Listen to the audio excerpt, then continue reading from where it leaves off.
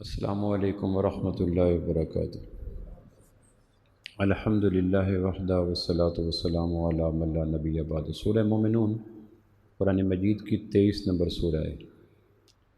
اس صورت کی تفسیر میں تمام مفسرین نے لکھا ہے کہ جو اس صورت کی 11 پہلی آیات، مظہری نے ان 11 آیات کو ابواب خیر کہا ہے، خیر کے دروازے۔ ایک حدیث پاک میں آتا ہے اگر کوئی آدمی کامیاب ہونا چاہے تو سورہ مومنون کی پہلی 11 آیات میں جو 7 باتیں 11 آیات ہیں، پہلی 1 سے 11، اور اس میں 7 باتیں، ان 7 باتوں کو اپنے علم میں عمل میں لے آئے تو جنت الفردوس اس پہ واجب ہو جاتی ہے۔ اور جنت میں سب سے جو اعلیٰ جنت ہے اس کا نام جنت الفردوس ہے، جو اللہ، جس میں اللہ کا عرش ہے، وہ جنت الفردوس۔ آپ نے فرمایا جب بھی اللہ سے مانگو جنت الفردوس مانگو، یعنی جنت تو ساری قیمتی ہے۔ آدمی دنیا میں گھر بناتا ہے جنت والی، اس میں چیزیں بھرتا ہے، لیکن جنت میں گھر نہیں بناتا۔ دنیا سیمپل بک ہے۔ الیکشن، یہ شادیوں کے موقع پر لوگ گھروں میں جیولری کی کتابیں لاتے ہیں، فرنیچر کی کتابیں لاتے ہیں، اس میں فرنیچر کی تصویریں ہوتی ہیں، جیولری کی تصویریں ہوتی ہیں، پھر مل کے مسئلے پسند کرتے ہیں، یہ صوفہ سیٹ ہو، یہ بیڈ ہو، یہ رنگ ہو، یہ پازیب ہو، پھر آرڈر دیتے ہیں، پھر وہ آرڈر کے مطابق اصل بناتا ہے۔ ایک مرلے کی دکان ہے، 1 کنال کی دکان ہے، اور 2 فٹ کی سیمپل بک ہوتی ہے، اس میں 40-50 کاغذ ہوتے ہیں، تصویریں ہوتی ہیں، نقشے ہوتے ہیں۔ وہ نقشے اصل نہیں ہوتے، نقشوں کو دیکھ کر اصل کی طرف آرڈر کیا جاتا ہے۔ اور آپ نے دیکھا ہوگا گھروں میں بچے اس رنگین کاغذ کو یا کاپی کو دیکھ کر کہتے ہیں ہم یہ واپس نہیں کریں گے، اس کو چھپا لیتے ہیں۔ ماں باپ کہتے ہیں یہ اصل نہیں ہے، ایک ماچس کی دیا سلائی، ایک پانی کا گلاس اس کو خراب کر دے گا۔ یہ اصل تک پہنچنے کا راستہ ہے۔ اس کو دیکھ کر جو رنگ، جو پازیب، جو کنگن، جو بیڈ، جو فرنیچر جو بنے گا وہ اصل ہے۔ 1 مرلے کی دکان، 1 فٹ کی کاپی، اور اللہ کا اصل جو گھر ہے وہ جنت ہے، اس کی سیمپل بک دنیا ہے۔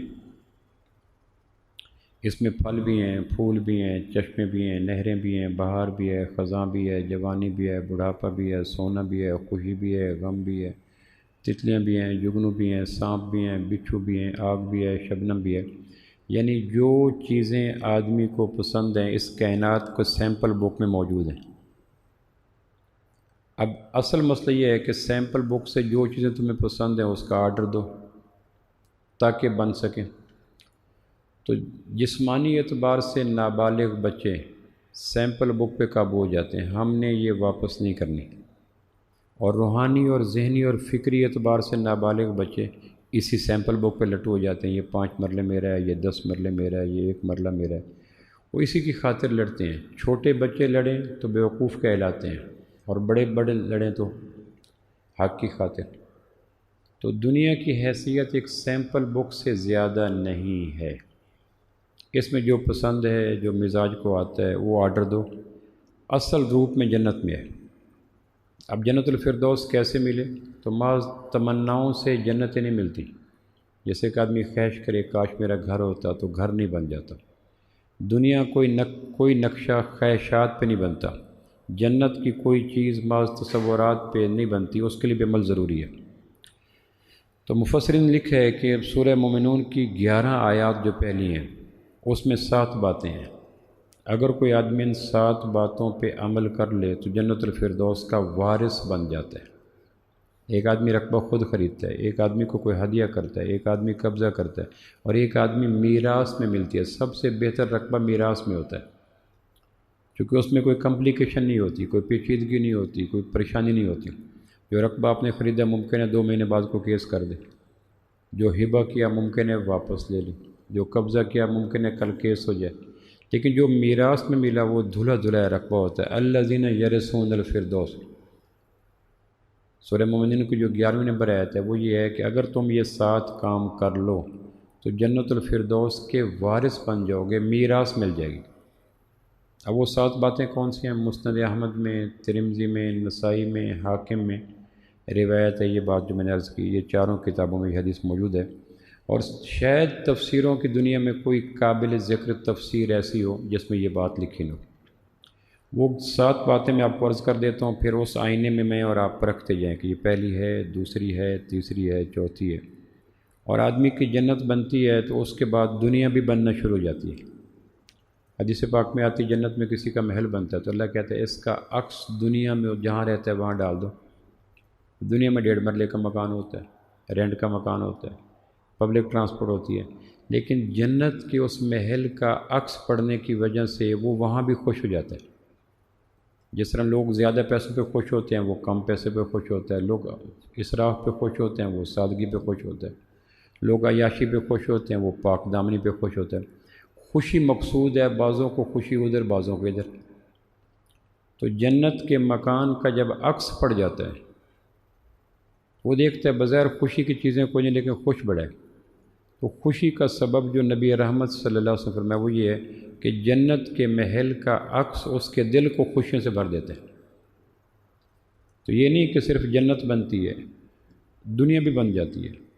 تو وہ 7 باتیں جو پہلی 11 ہیں، پہلے تو اس کو کوشش کیجئے گا گھر میں جا کے، ایک 23 نمبر صورت ہے، نام اس کا مومنون ہے، اس کا آغاز کیجئے گا اور اس کو پڑھیے گا۔ پہلی 11 آیات کو آپ یاد کیجئے گا، اس میں مضامین دیکھے گا۔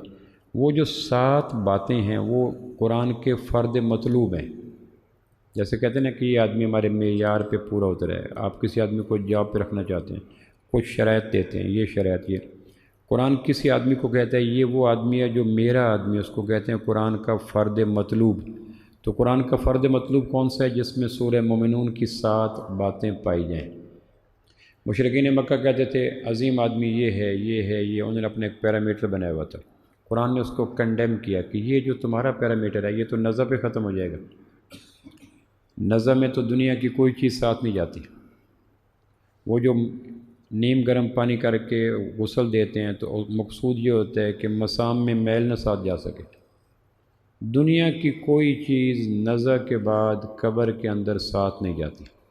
تو جن کو تم کہتے ہو کامیابی، مشرکین مکہ کو کہا گیا، اور کامیاب شخص وہ تو نظر کے وقت جا کر ساری کامیابی اس کی نچڑ گئی۔ ہاں، قرآن مجید نے جو پیرامیٹر دیا، جو لٹمس پیپر دیا، جو صفات دی، جو خصوصیات دی، وہ گہناتا نہیں ہے، کمزور نہیں پڑتا، گدلا نہیں ہوتا، ڈی ویلیو نہیں ہوتی ہے۔ قرآن کی کرنسی جنت تک چلتی ہے۔ اس میں سب سے پہلے کہا گیا قد افلح المومنون۔ قد عربی میں یقینی معنی کی، جیسے ہم کہتے ہیں میں یقین سے کہہ رہا ہوں، میں قسم اٹھا کے کہہ رہا ہوں، میں پورے حلفاً کہہ رہا ہوں۔ یہ لفظ دراصل کسی گفتگو میں وزن ڈالنے کے لیے ہوتے ہیں۔ عربی زبان کا اسلوب ہے قد اگر لفظ آ جائے تو اس کا معنی پکی بات ہے، حالانکہ اللہ کی بات ویسے پکی بات ہے، جو قرآن میں آ جائے پکی بات ہے، جو اللہ کی طرف سے منسوب ہو جائے لا ریب فیہ۔ لیکن لوگوں کے دلوں میں یقین ڈالنے کے لیے جو یقین والی الفاظ تھے وہ استعمال کیے۔ قد پکی بات ہے، افلح، فلاح کہتے ہیں دونوں جہانوں کی پوری کامیابی کو۔ عربی لغت میں فلاح سے زیادہ کامیابی کے لیے لفظ ہے ہی کوئی نہ، اس لیے بعض مترجمین نے کیا بامراد ہو گئے دونوں جہانوں میں، افلح فلاح یعنی دونوں جہانوں کی ساری کامرانیاں لے گئے، بامراد ہو گئے دونوں جہانوں میں۔ کون سے؟ اب یہاں سے آغاز ہوتا ہے قد افلح۔ اب عرب جو ہے وہ اس بات پہ مر جاتا ہے، یہ قد بھی آ گیا، افلح بھی آ گیا، یقینی بات بھی آ گئی، اور دونوں جہانوں کی ساری کامرانیاں بھی آ گئی، تو عرب کا ایک ایک بال کان بن جاتا ہے، رواں رواں یقین سے لبریز ہو جاتا ہے، انگ انگ میں شمیں جل اٹھتی ہیں۔ بولے یا اللہ کون وہ لوگ جو کامیاب ہو گئے؟ قرآن کہہ رہے ہیں، سورۃ نمبر 23 سورہ مومنون، المومنون قد افلح المومنون، قد افلح المومنون۔ سب سے پہلے کامیاب وہ ہوا جس میں ایمان ہے۔ ایمان 2 چیزوں کا نام ہے۔ دنیا میں جتنی چیزیں آدمی کو طاقتور بناتی ہیں، پیسہ بناتا ہے، اقتدار بناتا ہے، زمین بناتی ہے، عزیز و اقارب بناتے ہیں، برادری بناتی ہے، پی آر بناتی ہے، بیٹے بیٹیاں بناتی ہیں، جن چیزوں کی بنیاد پہ آدمی اپنے آپ کو طاقتور کہتا ہے، ان تمام معلوم چیزوں میں سب سے طاقتور ایمان ہے۔ باقی ساری چیزیں ریت کے گروندے ہیں، اور اس کی سب سے بڑی دلیل ساحران موسیٰ کا وہ واقعہ ہے جو فرعون کو کہہ رہے ہیں اگر ہم موسیٰ پہ غالب آ گئے دین تو کہ تم میرے مقرب ہو جاؤ گے، پھر یہ اس وقت یہ چند منٹ کی پہلے کی بات ہے، پھر چند منٹ کے بعد ایمان لائے۔ ایمان لانے کے بعد وہ فرعون کو جانتے ہیں، اس کی طاقت کو جانتے ہیں، ملک مصر میں اس کی سرداری کو جانتے ہیں، اس کے جبر اور ظلم کو جانتے ہیں، اس کی بات کی پختگی کو جانتے ہیں اور ملنے والے انعامات کو جانتے ہیں، لیکن چند لمحے کے بعد کہتے ہیں موسیٰ اور موسیٰ کے رب پر ایمان لے۔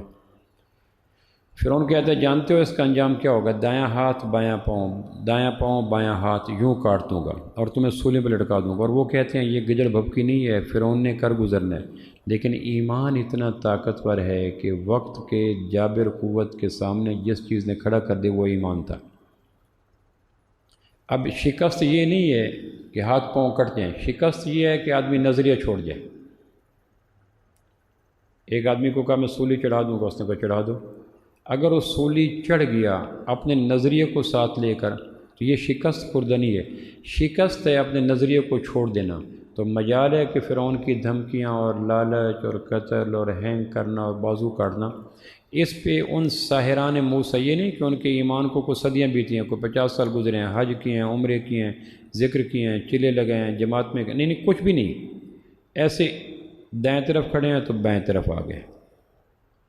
اور اس ایمان کی مدت کو کوئی صدیاں نہیں گزری، لمحات کا ایمان ہے۔ لیکن لمحات کا ایمان ہم تو ایس ایچ او کے سامنے، ڈی سی کے سامنے، ڈی ایس پی کے سامنے، باس کے سامنے، ایم این اے کے سامنے ہمارا وجود پینڈولم بن جاتا ہے، ہم اندر سے لرز جاتے ہیں۔ احترام اور چیز ہے، خوف اور چیز ہے۔ احترام کرنا سنت ہے، لیکن اس کا اندازہ ہوتا ہے اس آدمی کو کہ میں احترام کر رہا ہوں یا خوف کے دائرے میں داخل ہو چکا ہوں۔ خوف شرک کی قسم ہے، احترام سنت کی قسم ہے۔ ہمارا احترام کسی کا خوف کے ساتھ آلودہ ہو تو اس کا مال کا خوف، اس کا عہدے کا خوف، اس کا پی آر کا خوف، اس کا زمین کا خوف، اس کے جبر کا خوف، اس کے اسٹیٹس کا خوف، تو خوف کی بنا پہ احترام یہ شرک ہے۔ موسیٰ علیہ السلام کے دور کے ایمان والوں کی ایمان کی مدت نہ سالوں کی ہے، نہ مہینوں کی ہے، نہ دنوں کی ہے، نہ گھنٹوں کی ہے، منٹوں کی ہے، لیکن ایمان آ گیا۔ پھر فرعون نے ایڑی چوٹی کا زور لگا لیا اور اس نے بازو کاٹے، ہاتھ کاٹے، پاؤں کاٹے، سولی پہ لٹکایا۔ اس نے کہا جو کچھ تمہارے بازو کر گزرو، ربنا افرغ علینا صبرا، اللہ ہمارے اوپر صبر ڈالنا۔ پھر اللہ سے کہا ہے ہمیں پتہ ہے کہ اس نے کیا کرنا ہے، تو ایسا نہ ہو کہ اس کی خوفناک دھمکیوں سے ہمارا ایمان کا چراغ بجھ جائے۔ ربنا افرغ علینا صبرا، اللہ ہمارے اوپر صبر ڈال دے۔ تو دنیا میں جو چیزیں آدمی کو طاقتور بناتی ہیں، قوی بناتی ہیں، مضبوط بناتی ہیں، کعبہ کے رب کی قسم ان میں سب سے طاقتور چیز ایمان ہے، اور اس کا منہ بولتا ثبوت یہ سورہ ہے جو جہاں یہ سحران موسیٰ کا، موسیٰ علیہ السلام کے دور کے مومنین کا ذکر ہے۔ اس نے کہا کر گزرو۔ تو پہلی نشانی یہ ہے قد افلح المومنون، کامیاب وہ ہوگا جن میں ایمان ہوگا۔ قرآن مجید میں ہر عبادت میں سب سے پہلے جو چیز آتی ہے وہ ایمان آتا ہے، یؤمنون بالغیب ویقیمون الصلاۃ۔ ہر نیکی کی بنیاد ایمان ہوتی ہے۔ ایمان اگر کمزور ہے تو نماز کمزور ہے، حج کمزور ہے، عمرہ کمزور ہے، ذکر کمزور ہے، تسبیح کمزور ہے، تلاوت کمزور ہے، اخلاق کمزور ہے، معاملات کمزور ہیں۔ اور اگر ایمان مضبوط ہے، درخت کی جڑیں اگر مضبوط ہیں تو آندھیاں چلیں، زلزلے ہیں، طوفان ہے، جھکڑ چلیں، درخت خود بھی بچتا ہے اور اس شاخوں کو بچا لیتا ہے۔ ایمان کی مثال آدمی کے اندر جڑوں میں اترنے والے درخت کی طرح ہوتی ہے۔ ایمان دو چیزوں کا نام ہے، ایک تو وہ ایمان ہے جو ہم اپنے آپ کو مواحد، میں مواحد ہوں، میں توحید ہوں۔ یقین رکھیں اللہ دعوے کرنے والوں کو ناپسند کرتے ہیں۔ یا اللہ میں کچھ نہیں، میرا کچھ نہیں، تیرے فضل سے اگر کوئی ایمان ہے تو ہے۔ ہمارے ہاں بدعملی کے دور میں دعوے کرنے والوں کی ایسے کھمبیوں کی طرح فصل ہے جو اگی ہوئی ہے، ہم سو تو سامنے آئے، اور اللہ کہتا ہے دعوے کرنے والے مجھے ناپسند ہیں، البتہ دلیل دو، دعوے نہ دو، پھر لرزتے رہو۔ ایمان دو چیزوں کا نام ہے۔ سب سے پہلے یہ یقین ہو کہ کائنات میں وہ ہوگا جو اللہ چاہے گا۔ جیسے آپ ایک چیز بیچ لیتے ہیں، بھینس بیچ دی، کار بیچ دی، دوسرا کہتا ہے کتنے کی کار بیچی؟ کا 20 لاکھ کی، کا 23 لاکھ کا میں گاہک ہوں۔ آپ نے کہا آپ نے فکرہ سنا نہیں، میں کار بیچ چکا ہوں۔ اس نے کہا 25 لے لو۔ اس نے کہا شاید آپ میرے مزاج سے واقف نہیں ہیں، میں معاشرے میں رہتا ہوں، میرا ایک نام ہے، خاندان ہے، میں نے اللہ کو فیس کرنا ہے، میں اپنے کار پہ حق ملکیت ختم کر چکا ہوں۔ اچھا یار 27 لاکھ لے لو، تو یہ آدمی کہے گا اچھا اللہ حافظ میں چلتا ہوں۔ ایمان کا تقاضا یہ ہے کہ خوف اور امید کے سارے معاملات میں اللہ کے نام کر چکا ہوں، مجھے ڈراؤ نہیں، مجھے امید نہ دلاؤ۔ امید اور خوف یہ وہ دو چیزیں ہیں جو ایمان کے چراغ کو مزمحل کرتی ہیں۔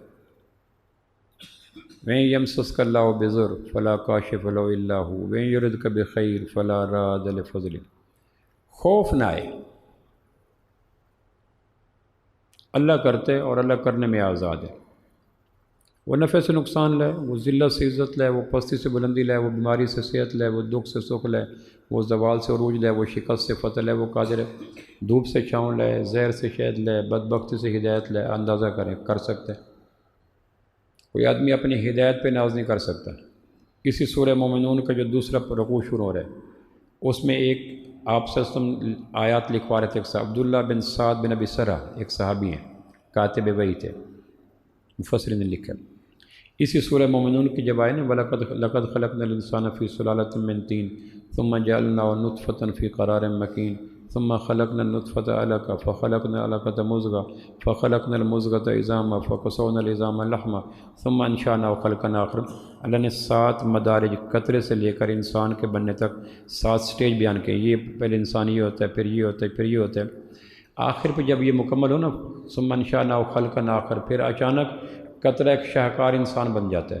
تو عبداللہ بن سعد بن ابی سرح صحابی تھے، انہوں نے کہا فَتَبَارَكَ اللَّهُ أَحْسَنُ الْخَالِقِينَ۔ بے ساختہ جیسے آدمی کسی کو داد دیتا ہے، کمال ہے بے کتنا خوبصورت اس نے بنا دیا۔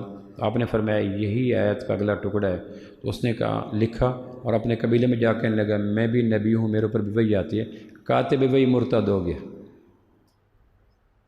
کاتب وحی عبداللہ بن سعد بن ابی سرح، جب اس نے کہا نا کہ آپ نے فرمایا یہ جو تم نے کہا ہے فَتَبَارَكَ اللَّهُ أَحْسَنُ الْخَالِقِينَ، تو یہی آیت کا آخری حصہ ہے۔ وہ قوم میں جا کے کہنے لگا وہی میرے اوپر بھی آتی ہے، مرتد ہو گیا۔ پھر فتح مکہ 8 ہجری کو وہ عطا فرمایا تھا، جن لوگوں 6 لوگوں کے نام لیے تھے، ان میں ٹاپ پہ نام عبداللہ بن سعد بن ابی سرح کا تھا کہ یہ جہاں ملے اس کو قتل کر دینا، حتیٰ کہ بیت اللہ کے غلاف کے اندر بیت اللہ کی دیواروں کے ساتھ چسپاؤں پھر بھی قتل کر دینا۔ حضرت عثمان کے پاس یہ گیا کہ مجھے معافی لے دو، آپ فرمایا بھائی 6 نام ہیں، ان کو میں ٹاپ پہ تیرا نام ہے کہ مہربانی کرو۔ تو سیدنا عثمان اللہ کے نبی کے پاس اگر آپ فرمائیں تو عبداللہ بن سعد بن ابی سرح کو میں معافی فرمایا نہیں، اس نے قرآن کی کاتب وحی ہو کر قرآن کی آیت کو اپنی نبوت کی دلیل مان کر اپنے نبیوں نے کا اعلان کیا تھا، وہ واجب القتل ہے۔ تو حضرت عثمان منت کرتے رہے، آپ فرمایا چلو میں نے معاف کیا۔ تو عبداللہ بن ابی سعد بن ابی سرح سامنے آئے کہ اللہ کے نبی میں معافی چاہتا ہوں، میں سوری کرتا ہوں۔ آپ خاموش رہے، وہ منت کر آپ فرمایا اچھا چلو کلمہ پڑھو، اور معاف کر دیا۔ پھر مسلمان ہو گئے، پھر کمال کا دوبارہ مسلمان ہو گیا۔ پھر آپ نے بعد میں صحابہ سے کہا کہ تمہیں پتہ نہیں کہ میں نے وقفہ دیا، وہ منت کرتا رہا، میں نے وقفہ دیا تو وقفے کا مقصد یہ تھا کہ تم میں سے کوئی تلوار چلا دیتا، یعنی اتنا غصہ تھا عبداللہ بن سعد بن ابی سرح پر۔ تو صحابہ نے کہا جی آپ آنکھ سے کر دیتے، اشارہ کر دیتے۔ آپ فرمایا نبوت کی شان کے خلاف ہے کہ آنکھوں سے اشارہ کرے، یعنی یہ نبوت کے مقام کے خلاف ہے کہ ایک آدمی معافی کے لیے آئے اور نبوت معافی کا اعلان کر کے آنکھوں کے لیے قتل کرا دے۔ تم خود میری منشا کو پہچان لیتے۔ یقین یہ ہو کہ ہدایت سے گمراہی، گمراہی سے ہدایت، جو چاہے کر گزرے، اس میں انشیکی ہو، غیر متزلزل ہو، لوہے کی طرح فرم ہو۔ یہ اصول ہے قد افلح المؤمنون کہ مجھے ڈراؤ نہیں، میں نفع اور نقصان کے سارے پیمانے ایمان لا کر اللہ کے نام کر چکا ہوں، مجھے ڈرانے کی ناکام کوشش نہ کرو۔ یہ ڈرنے، ڈرانے، امید دلانے، لالچ دلانے، یہ سارے پہلو میں پر کاٹ کے آسمان کے خالق کے نام کر چکا ہوں۔ یہ ہے ایمان کا پہلا درجہ، اور اس کو ہر آدمی ہر روز پرکھ سکتا ہے، کیونکہ اس کے ایمان کے چراغ کی لو کبھی کبھی آگے پیچھے ہوتی رہتی ہے۔ اور اگر ایمان یہ کمزور ہو تو آدمی سورج نہیں ہوتا، چراغ ہوتا ہے۔ اسے گنوا کے میں زندہ ہوں اس طرح محسن کہ جیسے تیز ہوا میں چراغ جلتا ہے۔ ایمان کمزور ہو تو آندھیوں کے سامنے رکھا ہوا چراغ کی طرح ہوتا ہے۔ چراغ آپ لوگوں نے نئی نسل نے دیکھا جنہیں دیکھا، دیا ہوتا تھا، اس کی لو ہوتی تھی، وہ رکھتے تھے جس طرح موم بتی ہوتی ہے، تو پھر ہوا چلتی، کبھی یوں بجھا کبھی یوں بجھا۔ اگر ایمان کمزور ہو تو آدمی تیز ہواؤں میں چراغ کی طرح لو اس کی ہر وقت کانپتی رہتی ہے، پینڈولم کی طرح تھرتھراتا رہتا ہے۔ اور اگر ایمان مضبوط ہو تو آدمی سونڈ سلیپ لیتا ہے۔ دنیا کی کوئی چیز آدمی کو زمانے کے مقابلے میں کھڑا نہیں کر سکتی ایمان کے سوا۔ اور ایمان کی دوسری چیز کیا ہے؟ اللہ کی صفات پہ یقین ہو کہ اللہ دیکھ رہے، اللہ سن رہے، اللہ میرے ساتھ ہے، اتنا کوئی میرے ساتھ نہیں ہے، اتنا کوئی مجھے مائنیوٹلی دیکھ نہیں رہا، اتنا کوئی میری بات کو سن نہیں رہا جتنا اللہ سن رہے۔ اور جو میں کام کر رہا ہوں اس کام کے روکنے کا اللہ نے کہا تھا اور اللہ دیکھ رہا ہے، اس بات کے نہ کرنے کا اللہ نے کہا تھا اور اللہ سن رہے۔ نہ باپ نے کہا تھا، باپ میسنجر تھا، پیغمبر تھا، بیچ میں بات کو پہنچانے والا تھا، حکم باپ کا نہیں تھا۔ اس لیے کہتے ہیں بے حیا وہ نہیں ہے جو لوگوں کے سامنے گناہ کرے، بے حیا وہ ہے جو تنہائی میں اللہ کے دیکھنے کا یقین کر کے پھر گناہ کرے۔ بے حیا کہتے ہیں تنہائی میں گناہ کرنے والے کو، لوگوں کے سامنے گناہ کرنے والوں کو تو انسان کہتے ہی نہیں۔ گدھا گدھی لوگوں کے سامنے گناہ کر رہے ہوتے ہیں، کتا کتیا لوگوں کے سامنے گناہ کر رہے ہوتے ہیں۔ جو مخلوق کے سامنے گناہ کرے وہ تو دائرہ انسانیت سے نکل گیا۔ بے حیا اس کو کہتے ہیں جو تنہائیوں میں گناہ کرے۔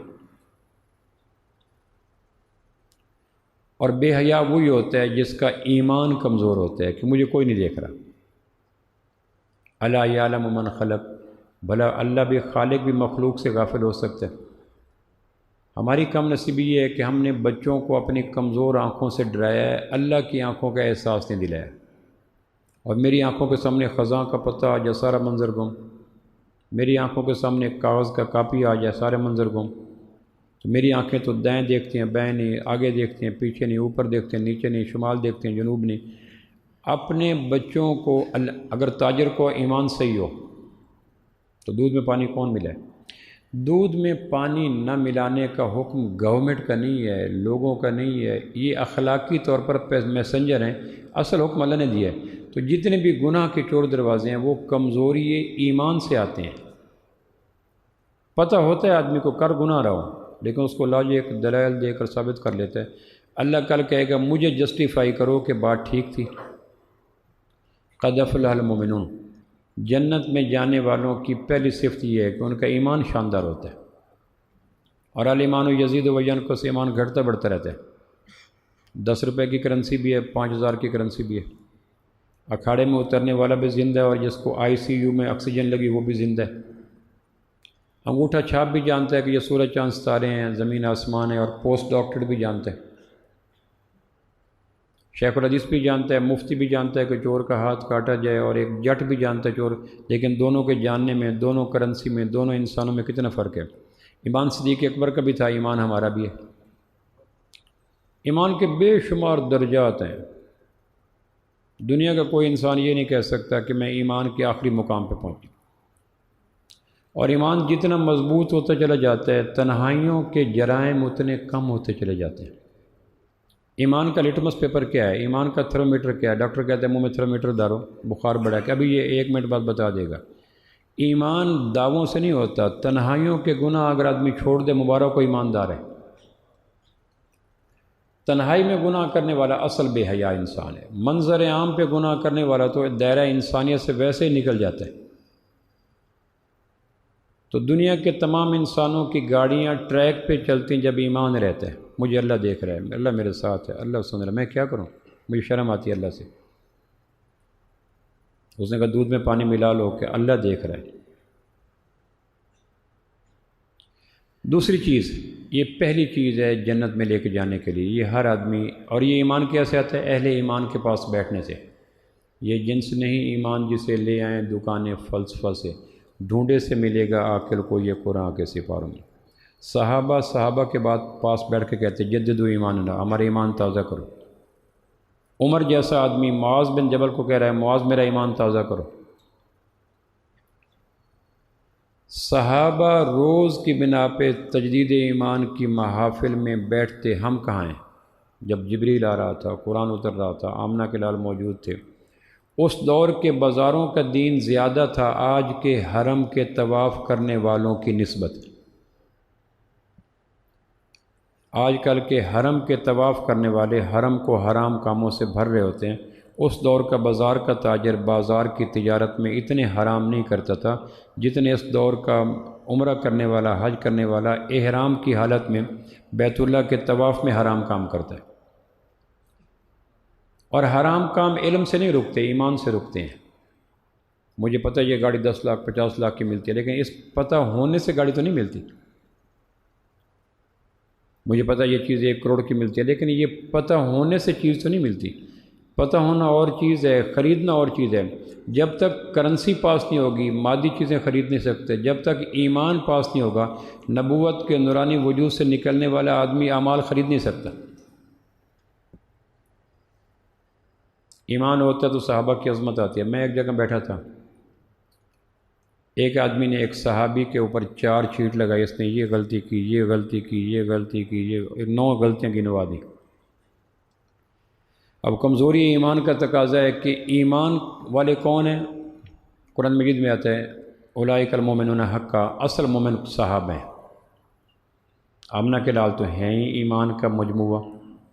امتیوں میں بعثت مجموعی جماعت کے حوالے سے جس قوم کو بعثت جماعت مومن کہا گیا وہ صحابہ ہیں۔ میں نے کہا آپ نے یہ جو میں نے بڑے تحمل سے بڑی مشکل سے اپنے اوپر جبر کر کے غیرت ایمانی کو دبا کے غیرت انسانی کو پاؤں کے نیچے رکھ کر اپنے ہونٹوں کو چبا کر یہ صحابہ کی طرف اس کی 9 چارج شیٹ گناہ سنے، یہ میں نے کہا یہ اس مقام پہ گر چکا ہے کہ مومنوں کے لیے جو ایمان لانے والے آئینے ہیں، آئینوں پہ خراشیں لگا رہا ہے۔ ایک اینٹ ہے جس میں سانچہ، جس میں اینٹ بنتی ہے، اگر وہ سانچہ توڑ دی جائے تو اینٹوں کا کیا عالم ہوگا؟ ساری اینٹیں ٹیڑھی میڑھی ہوں گی۔ انسانوں کے سانچہ ڈھالنے کا نام صاحب ہے، اور جو کم نصیب سانچے کو توڑ دیتے ہیں تاکہ صحیح انسان اپنے آپ کو پرکھنے کے لیے سانچہ ہی نہ رہے۔ تو میں نے آخری بات یہ کی، میں نے کہا میں نے بڑا ضبط کیا، جبر کیا، صبر کیا، حمیت ختم، مداحنت تک آ گیا۔ مجھے ایک بات بتاؤ، کشادہ سے ڈرائنگ روم میں ہم بیٹھے تھے، کھیتوں کے بیچ میں باغوں کے درمیان ایک فارم ہاؤس بنا ہوا تھا، وہاں بیٹھے تھے۔ میں نے کہا یہ جرائم جو تم نے فلاں صحابی کی طرف نسبت کی ہیں، یہ جرم اگر تمہیں کرنے کا موقع ملے کرو گے؟ جو جرم تم نے بڑی بے نیازی کے ساتھ، بڑی ڈھٹائی کے ساتھ، بڑی روانی کے ساتھ، بڑی بے حمیتی کے ساتھ، بڑی بے دیدی پنے کے ساتھ صحابی کی طرف منسوب کیے، تم اپنی ایمانداری سے بتاؤ یہ جرم تم کرتے کرنے کے نہیں؟ میں نے کہا تمہارا ایمان تو پھر صحابہ کے ایمان سے بھی طاقتور ہوگی۔ جب ایمان کمزور ہوتا ہے تو ایمان کے سانچے فاسق لگتے ہیں، فاسق مومن لگتے ہیں۔ کمزوری تو پہلے یہ ہے کہ ایمان فاؤنڈیشن، بنیاد، جڑ، مجھے اللہ دیکھ رہا ہے، اللہ سمجھ رہا ہے، اللہ میرے، اور اس کی پہچان جائے نماز کے ساتھ تعلق پختہ ہو جاتا ہے۔ اگر یہ یقین رکھتا ہے کہ میرا کرتا دھرتا اللہ ہے، تو جائے نماز اور انسان یوں ہوتے ہیں جس طرح پانی اور نمی۔ اس کی گاڑی میں جائے نماز، اس کے دفتر میں جائے نماز، اس کے مکان میں جائے نماز، اس کے گھر میں جائے نماز، چونکہ جانتا ہے مجھے ہر چیز وہ دے گا۔ زبانی جمع خرچ والا ایمان کوئی ویلیو نہیں۔ دوسری چیز قد افلح الذین هم فی صلاتهم خاشعون، جنت الفردوس کا وارث بننے کے لیے دوسری شرط، ان کی نمازیں دھیان سے لبریز ہوتی ہیں۔ انسان وہ مخلوق ہے جو اپنے دھیان کو اپنیٹائز کر کے ایک جگہ فوکس کر سکتا ہے۔ کچھ بچے کرکٹ کے شوقین ہوتے ہیں، کرکٹ کا میچ ہو رہا ہے انڈیا میں، ٹی وی سکرین پہ یہاں دیکھ رہے ہیں، کیچ کرنے کے لیے ایسے گر جاتے ہیں، حالانکہ وہ کہاں ہو رہا ہے؟ یہ ہوتا ہے کرکٹ کا خشوع و خضوع، یعنی جانتا ہے کہ انڈیا کے کسی ہوا کے اندر وہ گیند، لیکن کسی گیم کے اندر اس قدر انوالو ہو جانا کہ آدمی کو گرد و پیش کا پتہ نہ رہے، اس کو خشوع کہتے ہیں۔ تو اگر کرکٹ کے نام پہ صفت خشوع پیدا ہو سکتی ہے تو نماز میں کیوں نہیں؟ بچے کھیل رہے ہوتے ہیں، انہیں گرد و پیش کا کوئی پتہ نہیں ہوتا، آپ نے منظر دیکھو گا۔ بعض اوقات دکانداری میں اتنے مصروف ہوتے ہیں کہ آپ 5 منٹ کھڑے رہتے ہیں، وہ آنکھ اٹھا کے نہیں دیکھتا۔ دنیا کے کتنے کاموں میں خشوع آ سکتا ہے، آدمی جس کام میں ہے اسی کام کا ہو جاتا ہے، اس کو خشوع کہتے ہیں۔ اللہ کے لیے کیوں نہیں ہو سکتی؟ میرا گاؤں ہے، وہاں کشتیاں ہوتی تھیں بچپن میں، میلے لگتے تھے، تو ایک پہلوان میرا اترا، ایک پہلوان دوسرے کو اترتا، ہمدردیاں ہوتی ہیں پہلوانوں کے ساتھ۔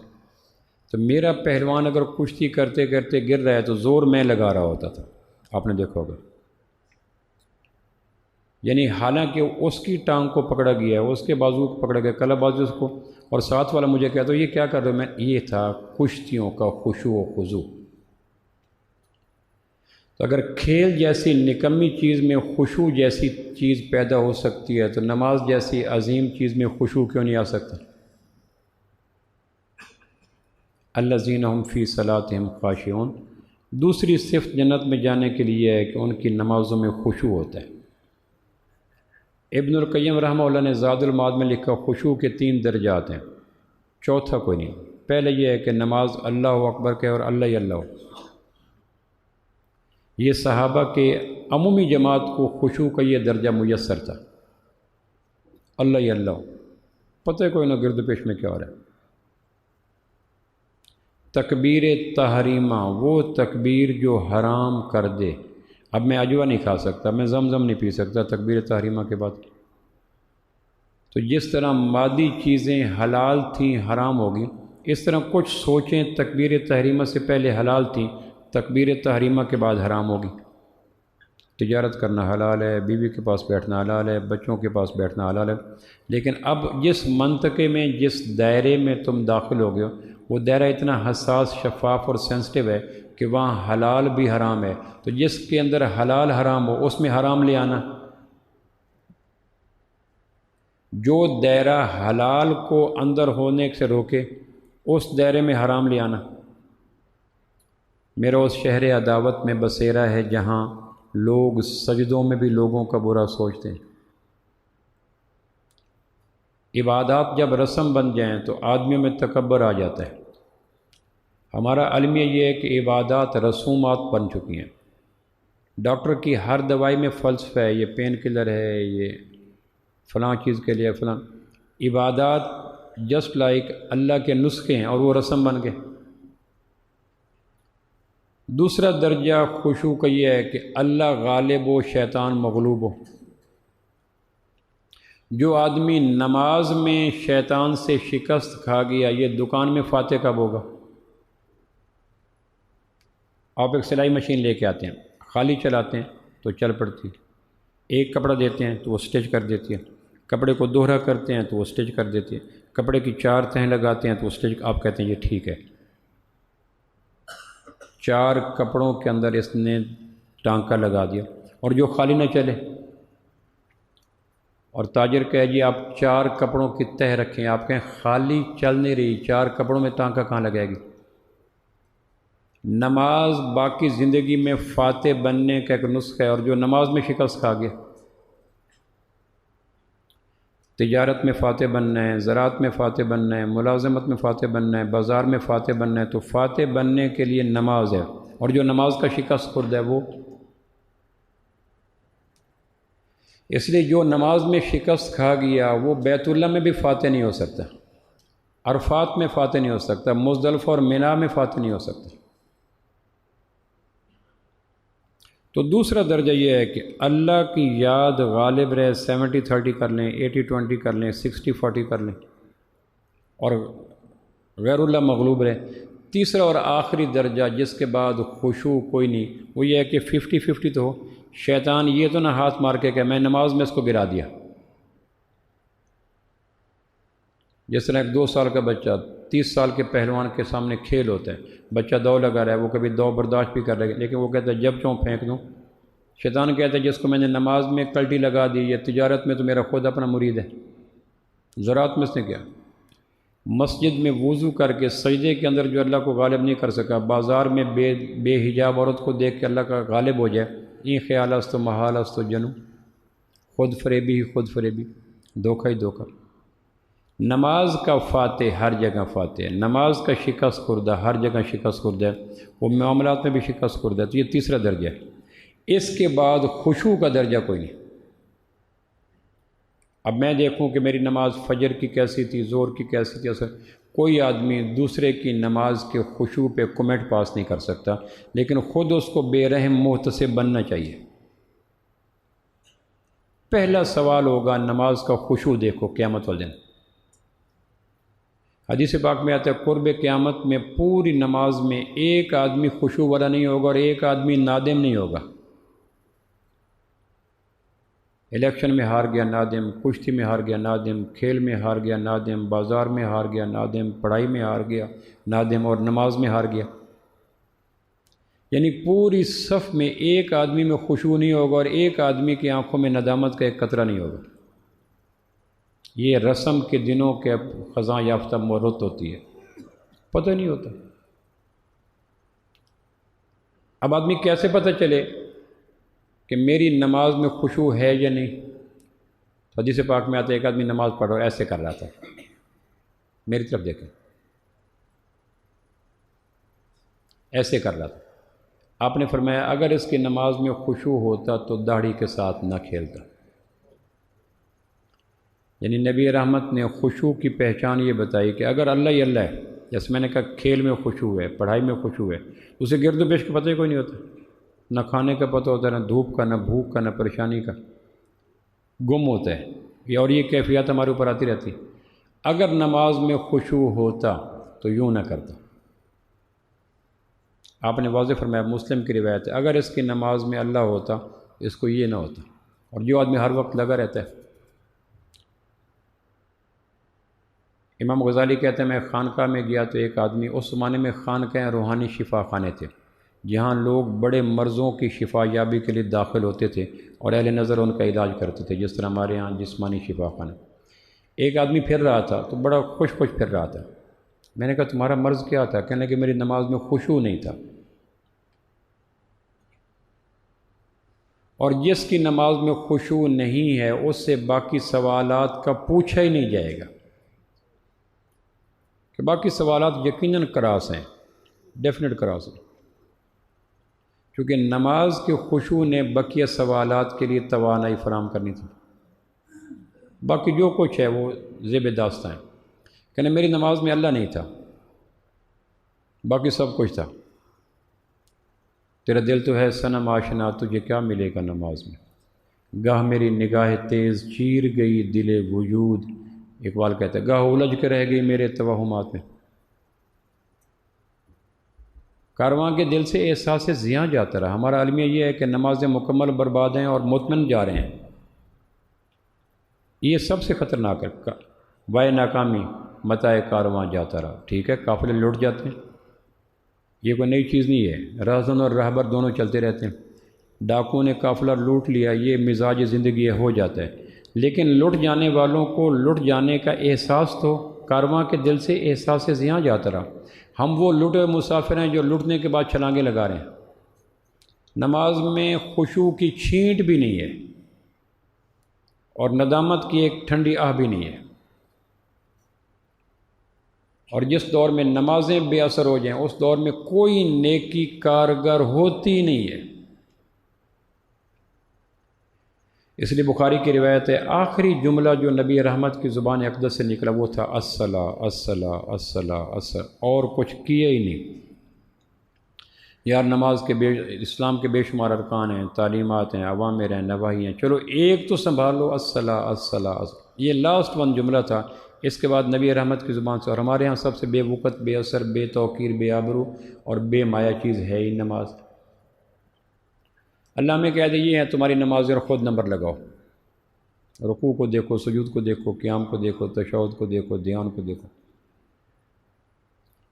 قد افلح المؤمنون الذین هم فی صلاتہم خاشعون، نمازیں درست ہوتی ہیں، شاندار جاندار۔ تو کہنے لگے اب اللہ کا شکر ہے میرے رکوع تک نماز آ جاتا، دھیان آ جاتا ہے، آگے گاڑی پھر ببلنگ کرتی ہے، مسنگ کرتی ہے۔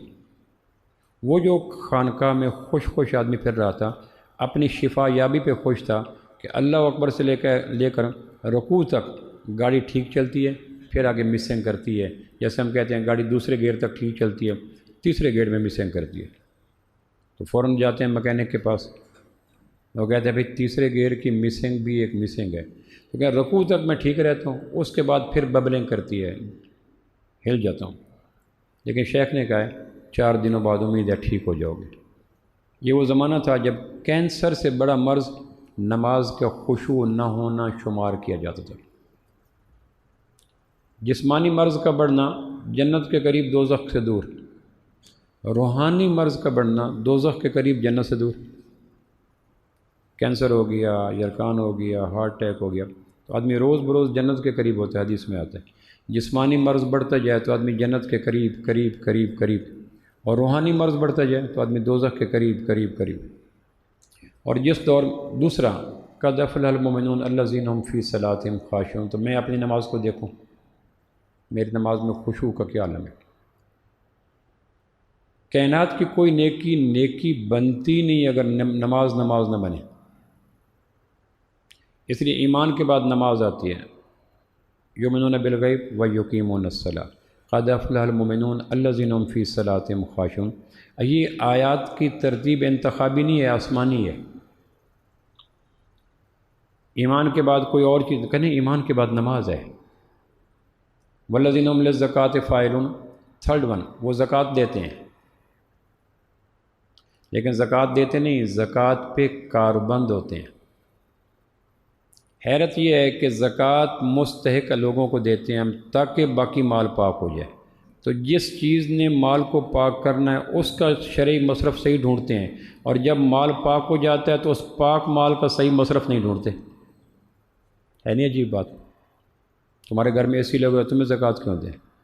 تمہاری گاڑی کھڑی ہے پورچ میں، تمہیں زکوٰۃ کیوں دیں؟ جس طرح حاجی عرفات کو ڈھونڈتا ہے، نمازی مسجد کو ڈھونڈتا ہے، قاری مصحف کو ڈھونڈتا ہے، اسی طرح زکوٰۃ دینے والا زکوٰۃ لینے والے کو ڈھونڈے۔ عرفات کو نہیں بلایا جاتا، مسجد کو نہیں بلایا جاتا، وہاں جایا جاتا ہے اس رکن کی تکمیل کے لیے۔ اور حاجی کا عرفات جانا نوز علاج کو، عرفات کی وادی پہ احسان کوئی نہیں۔ نمازی کا مسجد کی پہلی صف میں جانا، مسجد پہ احسان کوئی نہیں۔ زکوٰۃ کا زکوٰۃ دینے والے کو زکوٰۃ دینا اور احسان کا آ جانا، یہ ایسی ہے جیسے آدمی کہے عرفات تیرا میرے اوپر احسان ہے، میں نے تیرے اندر آ کر 9 ذی الحجہ کی ظہر اور عصر کی نماز پڑھی ہے۔ تو جس طرح یہ دیوانہ ہے اس طرح یہ دیوانہ ہے۔ مستحق کو ڈھونڈنا یہ زکوٰۃ دینے والے کے ذمے ہے، اور ڈھونڈتے ہوئے احسان کے جذبے کا نہ آنا یہ زکوٰۃ دینے والے کے ذمے ہے۔ اور یہ کیوں دے رہا ہے کہ اگر زکوٰۃ صحیح مال والے کو مل گیا، صحیح مستحق کو مل گئی تو باقی مال پاک ہو جائے گا۔ تو جس عمل نے پاک کرنا ہے اس میں احتیاط، اور جب پاک ہو جائے تو بقیہ مال سارا آوارگی پر، عیاشی پر، اسراف پر، فضولیات پر، تعیشات پر۔ ایک ایسی عجیب بات ہے۔ تو باقی مال کے استعمال میں زیادہ احتیاط کی ضرورت ہے، زکوٰۃ کی تقسیم کی نسبت بھی۔ ہمارے ہاں کتنے لوگ ہیں جو زکوٰۃ کی تقسیم میں احتیاط کرتے ہیں، لیکن زکوٰۃ نے جس مال کو پاک کیا اس مال کے استعمال میں بگ ٹوٹ ہو جاتے ہیں۔ والذین هم للزکاۃ فاعلون والذین هم لفروجہم حافظون۔ اور چوتھا یہ ہے کہ اپنی شرمگاہوں کی حفاظت کرتے ہیں۔ شرمگاہوں کی حفاظت کے 2 طریقے ہیں، ایک لباس مناسب پہنتے ہیں۔ لباس آئیڈیل وہ ہے جس میں 4 باتیں ہوں، پھر میں عرض کرتا ہوں۔ لباس شرمگاہوں کو چھپانے کا ایک حسین ذریعہ ہے، اس میں 4 شرائط لازم درجے کی ہیں۔ اتنا باریک نہ ہو کہ سکن کلر نظر آئے، ورنہ ننگوں کے ذیل میں ہے لباس پہن کے بھی۔ ہمارے ہاں عورتوں کے اندر یہ مرض پہ جاتا ہے، اتنا باریک نہ ہو کہ سکن کلر نظر آئے، ورنہ نماز ریپیٹیبل ہوگی، نماز دہرانی پڑے گی۔ اور حدیث میں آتا ہے قرب قیامت میں کتنے لباس والیاں ننگی ہوں گی۔ مردوں کے ذمے ہے، میں نے اکثر کہا کرتا ہوں کہ تعجب اس بات پہ نہیں ہے کہ گھروں سے عورتیں بے حجاب نکلتی ہیں، تعجب اس بات پہ ہے کہ اس گھر میں مرد بھی رہتے ہیں۔ پھر عرض کرتا ہوں، حیرت اس بات پر نہیں ہے کہ گھروں سے عورتیں بے پرد نکلتی ہیں، حیرت یہ ہے کہ اس گھر میں مرد بھی رہتے ہیں۔ حیرت تو ان مردوں پہ ہے، نہ کہ نکلنے والی بے حجاب عورتوں پر۔ انہیں پتہ نہیں کہاں جا رہی ہیں اور ان پہ نظریں کون سا مقدر ہوں گی۔ پہلے یہ کہ لباس اتنا باریک نہ ہو کہ سکین کلر نظر، دوسرے اتنا ٹائٹ نہ ہو کہ ٹانگیں رانیں ان کی ساکھ نظر آئے، ٹانگ اتنی ہے، ران اتنی ہے، موٹ۔ بعض علماء کے نزدیک اگر جسم کا لباس اتنا ٹائٹ ہو کہ جسم کی ساکھ نظر آئے، اس کو بھی نماز دوبارہ پڑھنی پڑے گی، کیونکہ لباس کا مقصد یہ ہے کہ جسم کے اعضاء کی ٹائٹنس نظر نہ آئے۔ سلکی لباس اتنا ٹائٹ کہ بالکل چسپاں ہو جائے اور ایک ایک پارٹ کی حیت نظر آئے، تو یہ نماز ریپیٹیبل ہے، نماز ہوگی نہیں۔ کیونکہ عیاشی پھیلا رہا ہے، فحاشی پھیلا رہا ہے، اوریانی پھیلا رہا ہے۔ جسم کی رنگت چھپانا بھی ضروری ہے، جسم کی چوڑائی موٹائی چھپانا بھی ضروری ہے، اور تیسرا اتنا ہو سنتے بڑھ